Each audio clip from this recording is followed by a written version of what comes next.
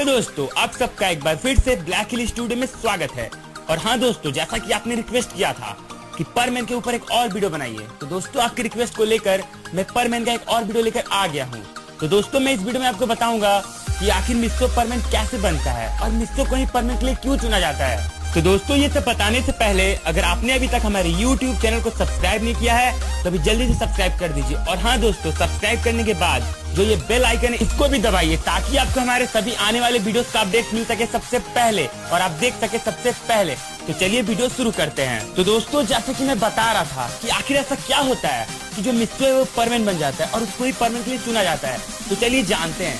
तो दोस्तों ये बात तब की है जब गर्मियों की छुट्टी चल रही थी और उस समय मिस्टो परमैन नहीं बना था, वो एक आम बच्चा था और वो उस समय कबाओ और साबू के साथ वीडियो गेम खेल रहा था। और जो मिस्टो है वो कबाओ और साबू को वीडियो गेम में हरा देता है और कबाओ और साबू से वो वीडियो गेम में जीत जाता है। लेकिन जब जो मिस्टो है वो कबाओ और साबू को वीडियो गेम में हरा देता है तो जो कबाओ और साबू गुस्सा जाते हैं, बोलते हैं ऐसा हो ही नहीं सकता, तुम जैसा बेवकूफ लड़का हम लोग को नहीं हरा सकता, तुमने जरूर चीटिंग की है। लेकिन मिस्टो बोलता है कि नहीं, मैंने कोई चीटिंग नहीं की, ये मैंने अपनी ईमानदारी से जीती है। लेकिन कबाओ और साबू उसकी बात पे बिलीव नहीं करते हैं और मिस्टो को वो लोग तंग करने लगते हैं। ठीक उसी वक्त वहाँ से मिचिको पार होती है और जो मिचिको है वो कबाओ और साबू को देख लेती है कि वो लोग मिस्टो को तंग कर रहे हैं। और जो मिचिको है वो कबाओ और साबू को बोलती है कि तुम लोग मिस्टो को तंग करना बंद करो। और फिर जो मिस्टो है वो मिचिको को बोलता है थैंक यू। लेकिन जो कबाओ और साबू है वो बोलते हैं मिस्टो को कि नहीं, ये झूठ है, हम लोग मिस्टो को तंग नहीं कर रहे थे। लेकिन जो मिस्टो है वो मिचिको को बोलता है कि नहीं, ये लोग झूठ बोल रहे हैं, ये लोग मुझे बहुत तंग कर रहे थे सबसे।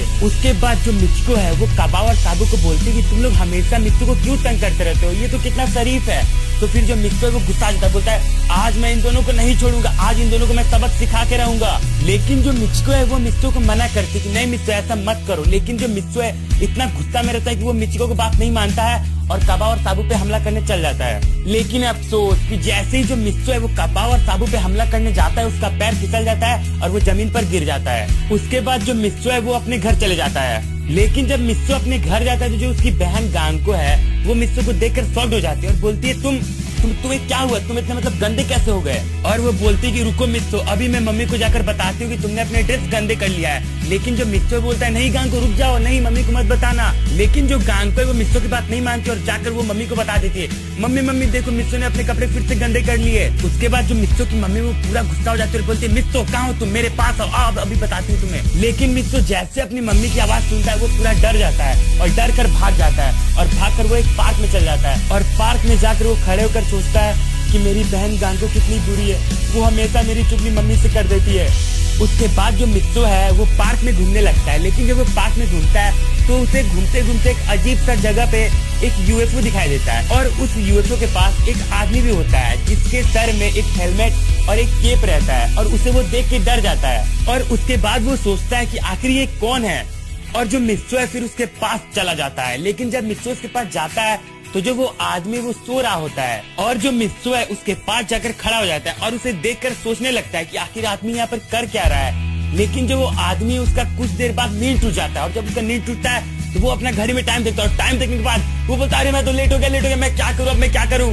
लेकिन जैसे ही उस आदमी का नींद टूटता है जो मिस्टो है वो शॉक हो जाता है और डर जाता है और डर के मारे उससे थोड़ा दूर खड़ा हो जाता है। और वो आदमी इतना परेशान हो जाता है कि उसे समझ में नहीं आता है क्या करे क्या नहीं। और फिर अचानक उसकी नजर मिस्टो पे पड़ती है और फिर जो वो आदमी है जिसका नाम है बर्डमैन वो मिस्टो को बोलता है हे कैसे हो, क्या तुम मेरी एक मदद करोगे। तो फिर जो मिस्टो को बोलता है हाँ क्यों नहीं। तो फिर जो बर्डमैन है वो मिस्टो को एक बैलून देता है और बोलते है लो इसे फुला दो। और फिर जो मिस्टो है वो बैलून में फूंक कर उस बैलून को फुला देता है और फुला कर बर्डमैन को दे देता है और बोलता है ये लीजिए।